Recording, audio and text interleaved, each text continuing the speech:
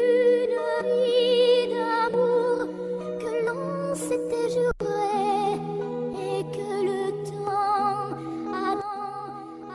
O jis norėjo būti boksininku, lankyti treniruotės, nuotraukos su Tysonu. O jis tiesiog norėjo ginti draugus, lankyti treniruotės, siaubti barų sporto. O jis norėjo būti boksininku, lankyti treniruotės, nuotraukos su Tysonu. O jis tiesiog norėjo ginti draugus, lankyti treniruotės, siaubti barų sporto. 12 metų jaunuolis, kūdas, beveik besvorės, stilus vaikas, daug išmokti norintis.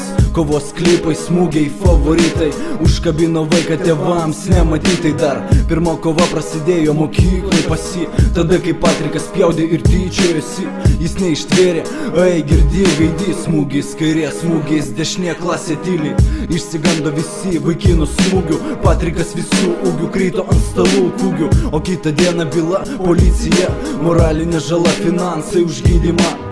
Jau nuo tada jis tapo didis klasės lyderis, visos mergaitės jo, jis tapo didelis.